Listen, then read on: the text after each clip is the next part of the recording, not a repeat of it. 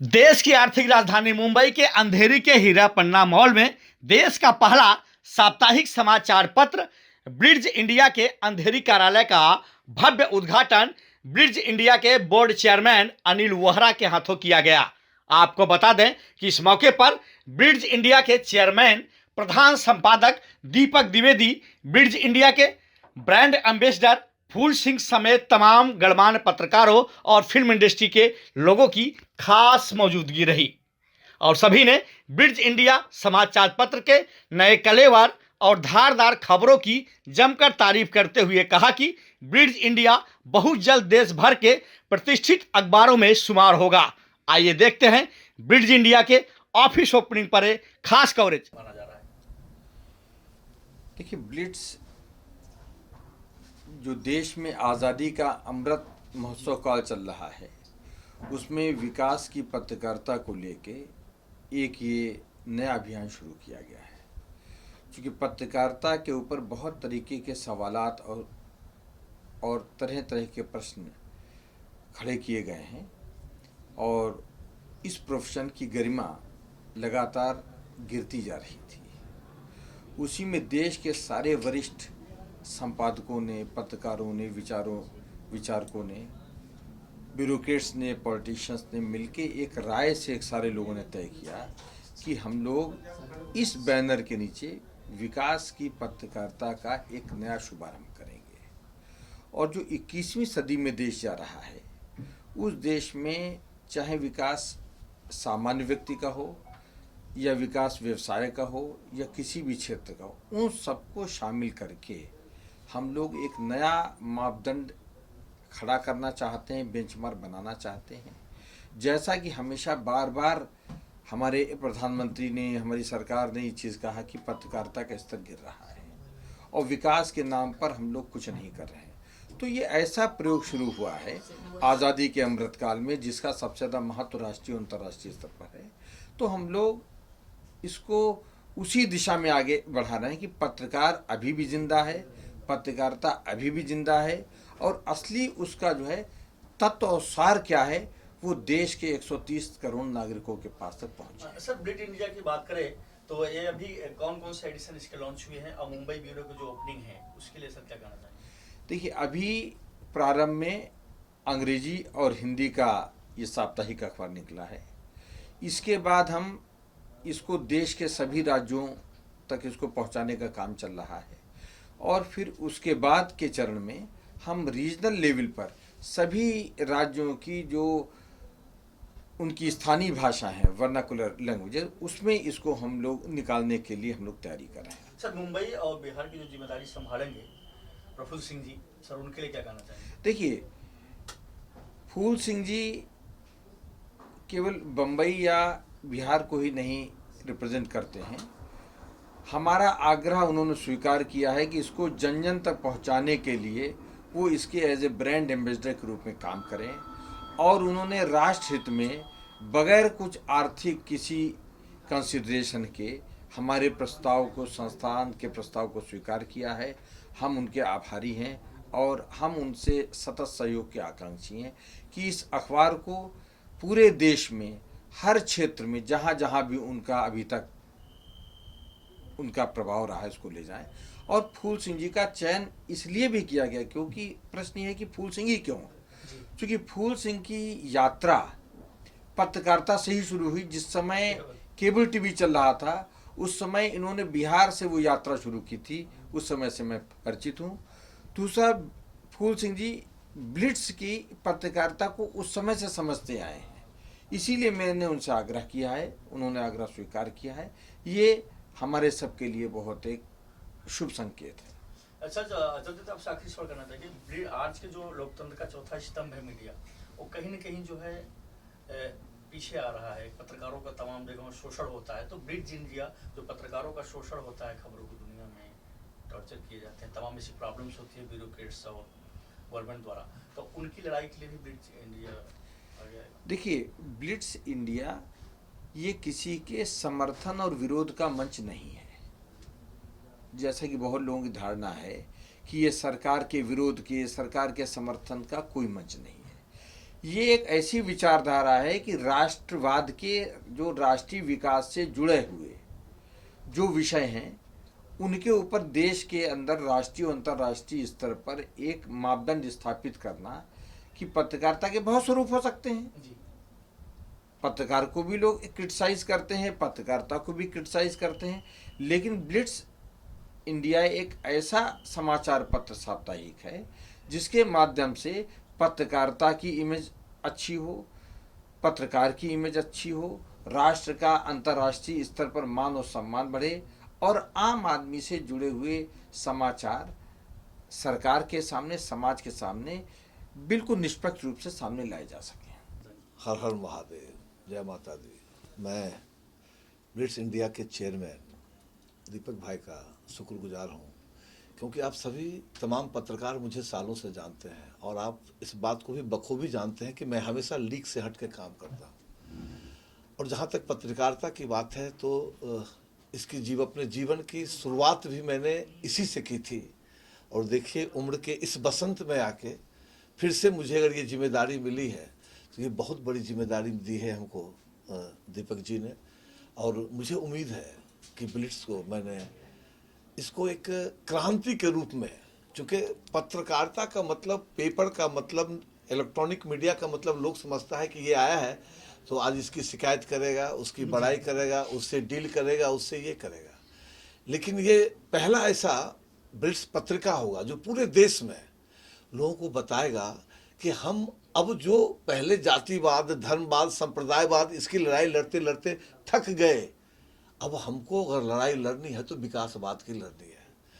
Development कैसे हो, और डेवलपमेंट कहीं हो रहा है तो उसकी आवाज़, उसकी बात 130 करोड़ लोगों के पास जानी चाहिए कि देखिए यहाँ इस क्षेत्र में डेवलपमेंट हो रहा है, यहाँ ये हो रहा है।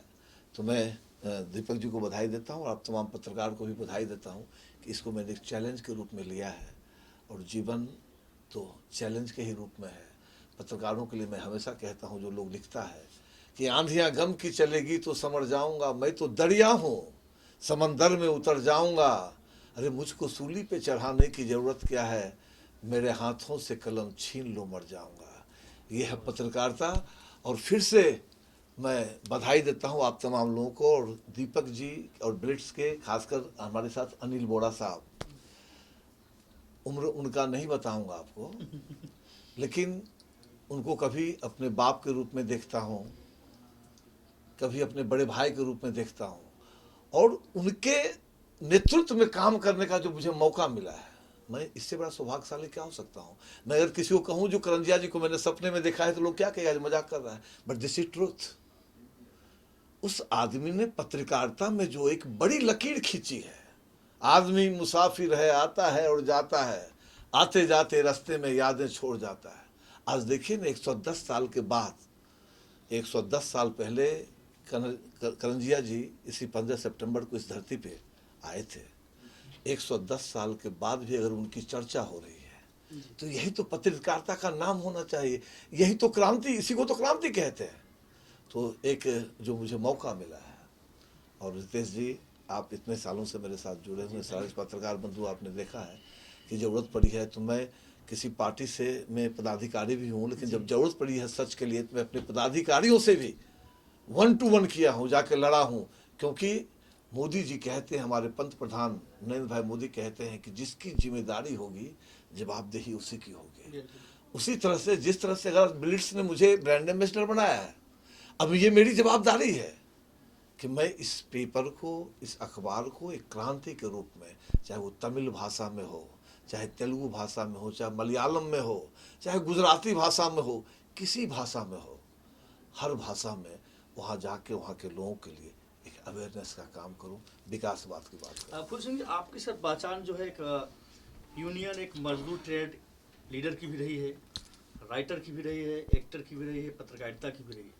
तो सर एक आम जन का अखबार बने और जो पत्रकारों की भी तमाम समस्याएं होती, समाज के वंचितों की भी लड़ाई लड़ते हैं, तो इस ब्लिट्स इंडिया के जरिए लोगों को किस तरह से आप न्याय दिलाएंगे, जैसा कि आपका एक वसूल रहा है लोगों को न्याय? बिल्कुल लड़ूंगा, बिल्कुल लड़ूंगा। मुझे अगर लगेगा कि हमारे बिरादरी के ऊपर कोई अन्याय कर रहा है, लेकिन हमारे बिरादरी को भी सोचना होगा क्योंकि आप जानते हैं कि हम अगर ये लोकतंत्र का चौथा स्तंभ पत्रकारिता कहा जाता है, तो हम वो चौथा स्तंभ का जो मर्यादा है, अगर उसका उल्लंघन करेंगे तो फिर कोई हमारा साथ नहीं देगा।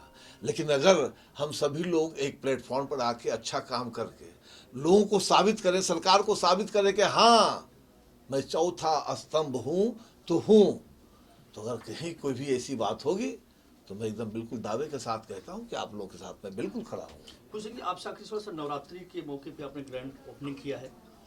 माँ दुर्गा के भक्तों के लिए आप भी अनन्य भक्त माने जाते हैं, क्या कहना चाहेंगे नवरात्रि सेलिब्रेशन में? देखिए, ये जो 10 दिन है नवरात्रा, शक्ति की पूजा, लोग लक्ष्मी की पूजा करते हैं। पहले या देवी सर्वभूतेषु शक्ति रूपेण संस्थिता नमस्तस्यै नमस्तस्यै नमस्तस्यै नमो नमः, सबसे पहले यही माता से मांगा जाता है।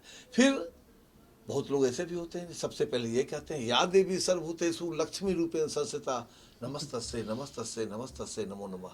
लेकिन हम एक कलाकार भी हैं, और कलाकार और पत्रकार दोनों में कार लगा होता है, और जिसमें कार लगा होता है वो व्यक्ति संवेदनशील होता है। हमेशा इस बात को मानिए, तो हम एक संवेदनशील व्यक्ति हैं, तो हम तो हमेशा मैया से कहते हैं या देवी सर्वभूतेषु विद्या रूपेण संस्थिता नमस्तस्यै नमस्तस्यै नमस्तस्यै नमो नमः। और ये पत्रकार, आप तो विद्या के ही स्वरूप है। आपको लिखना आता है, आपको बोलना आता है, आपको पढ़ना आता है, यही तो पत्रकारिता का उद्देश्य है। मेरे लिए ये बड़ा सौभाग्य का काम है कि दीपक जी जो चेयरमैन एडिटोरियल बोर्ड के हैं और एडिटोरियल के एडिटर इन चीफ भी हैं, उन्होंने ये मुझे बम्बई की जिम्मेवारी दी है। सर ब्लिड इंडिया की बात करें तो ब्लिड इंडिया सर बहुत पुराना अखबार है, ये वो जिस तरीके से तेजी से विस्तार कर रहा है, उसके लिए सर ये आम जन तक पहुँचे, उसके लिए सर क्या प्लानिंग है? सर अभी तो 15 तारीख को यहाँ लॉन्च हुआ है हिंदी, इंग्लिश भी हमने यहाँ पे शुरू किया है, और अभी इसको मुश्किल से 8-10 दिन हुए हैं। 15 तारीख को हमारी लॉन्चिंग थी। करंजिया साहब का 110वां बर्थडे था उस दिन, तो उस दिन हमने लॉन्च किया है। हमने अपना एजेंट अपॉइंट किया है, दांगत न्यूज़पेपर एजेंसी, जो मोस्टली बहुत बड़ा एजेंट है। Yes, sir, I know. तो उसको हमने एजेंसी दी है और कॉपी दी है, वो डिस्ट्रीब्यूट करेगा। सर आपने एक पुराने दौर की पत्रकारिता देखा है, आज की दौर की पत्रकारिता में ब्लिट्ज इंडिया को आप किस रूप में लेते हैं? सर बड़ा फ़र्क आ गया है। जो ब्लिट्स पहले निकलता था वो करंजिया साहब एंटी गवर्नमेंट भी थे, प्रो गवर्नमेंट भी थे। अगर उन देखा जाए तो सबसे पहले जो प्राइम मिनिस्टर इंडिया के होते थे, उनका पहला इंटरव्यू हमेशा वो लिया करते थे और छापा करते थे। आज जो है ऐसा नहीं है। और पहले था न्यूज़ आपको हफ्ते बाद भी मिलती थी, 4 दिन। सोर्सेज क्या थे आपके? पीटीआई थी, यूएनआई थी, र्यूटर था। बहुत कम अखबार थे जिनकी अपनी न्यूज़ एजेंसीज थी। उसमें से एक इंडियन एक्सप्रेस था जिसकी न्यूज़ एजेंसीज थी कई बड़े सिटीज़ में, लखनऊ हुआ, कलकत्ता हुआ, बम्बई हुआ, क्योंकि उनके 6 एडिशन निकला करते थे तब हिंदुस्तान में। किसी अखबार के 6 एडिशन नहीं निकलते थे। तो उस वक़्त जो थी न्यूज़ आपके पास लेट पहुंचती थी, टेलीप्रिंटर्स में आती थी। अब तो इंस्टेंट है, हुआ कुछ उसी वक्त आपको तस्वीर भी मिल जाएगी और न्यूज़ भी मिल जाएगी। सर ब्लिड इंडिया जिस तरीके से 15 सितंबर को एनसीपीए सभागार में लॉन्चिंग हुई, तमाम आर्थिक और राजनीतिक फिल्म जगत के लोग आए।